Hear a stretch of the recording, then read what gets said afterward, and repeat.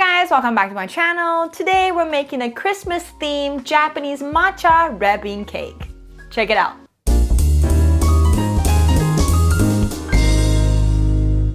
Honey friend, this is Erica right here. I'm a tiny citizen currently living in America. Cooking and traveling are my passion, so I'm here to share with you my favorite Asian recipes. I make kitchen trivia short and Asian home cooking recipe on this channel, so if that interests you, please subscribe and keep watching. When you see the title, what is the first thing that you think about? What? Red bean in dessert? Isn't red bean supposed to go with rice? Well, red beans and rice are super popular in Central America and has been considered as a dietary staple for Puerto Rican, Cuban, Haitian, and Jamaican. But the fact is, the Japanese are actually the one that make the most out of red beans compared to any other country in the world. That's why another very popular name of red beans is the Adzuki beans, which is translated straight from Japanese. In Japan and a lot of other Asian countries, red beans are widely used in desserts. And one of the most popular one that you see in the West is probably the famous mochi, the sticky rice ball with stuffing inside. And a lot of times the stuffing is the sweet red beans. Today we're using not only red beans, but also another very popular Japanese signature ingredient, the matcha, a specific type of green tea powder. This is a very simple recipe that anybody can make it at home. You can make it into a cake form that we're doing today, or even into a cupcake if you want to. And as usual, I'm gonna bring you through the process step by step.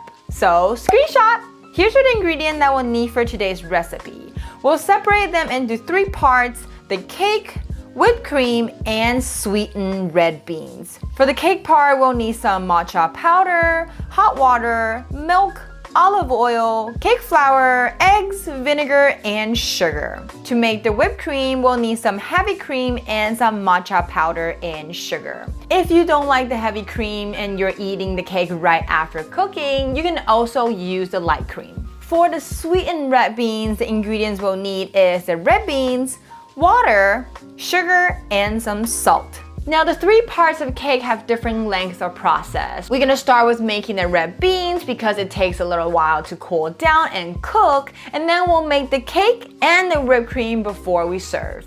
Cooking the red bean is super simple. All we need is a little bit of water and the Instant Pot. Measure 100 grams of red beans and toss it straight into a pot of water. Turn the heat to medium and wait till it starts boiling. This is a pre-cooked step that we can 1. Briefly wash through the beans, and 2. Easily pick out the bad beans. Wait till the water that is almost boiling and you can see some of the beans start to float up.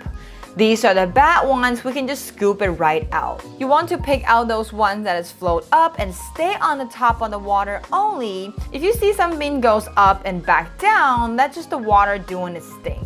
2 to 3 minutes after it starts boiling, we'll pick up all of the bad beans already. We can now rinse the beans again and start cooking. Cooking red beans is exactly how you would cook other beans. All you need to do is just toss it into an Instant Pot and put it on the chili and bean setting. Put 1 cup of water in the Instant Pot and mix 1 cup of water with the red beans in the small bowl. This is the way to cook a small portion of beans. If you're making more than 500 grams of red beans altogether, you don't need the small bowl, and you can match up every 100 grams of red bean with a cup of water directly. Set it up for bean and chili setting for 25 minutes, and when that's done, let it sit in the keep warm setting for another 25 minutes and release the pressure itself. Because we're using such a big Instant Pot to cook small amount of beans, I'm using extra water to make the machine work. So after it's done, there will be extra water in our red bean, and all we need to do is just strain it out and you'll end up with the same result.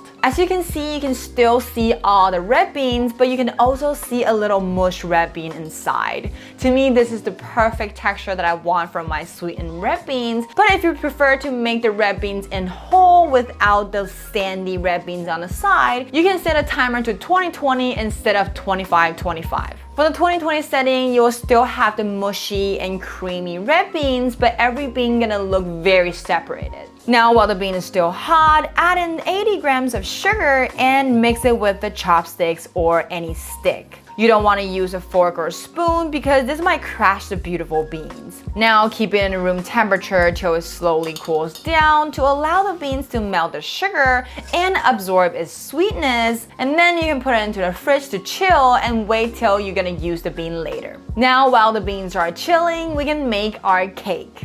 Matcha powder, because it's made straight out of tea leaves, it is harder to dissolve than flour. So whenever you're using the matcha powder in baking, you want to make sure you melt them down first. So get the water that is almost boiling and mix it in with your matcha powder. Now put them into the fridge or freezer to cool down real quick. Next, get a medium-large mixing bowl and break in your eggs. After that, you can just use your hand to separate the white and the yolks and put the yolk into another big bowl. Now in the egg yolk bowl, add in your milk and oil and mix them well together. I'm using the olive oil right here, but you can use any type of oil you prefer. Now this is very important that you want to make sure your oil and milks are completely combined together before you go to the next step. Now sift in your cake flour and mix them well together until you can see no powder left. Last step in this bowl that you want to add in your chilled matcha paste and mix them well together. Set it aside. With the egg white bowl, add in a little bit of vinegar to help foaming and let's start beating it. As soon as you can see some big bubbles, you can add in your sugar in 3 parts.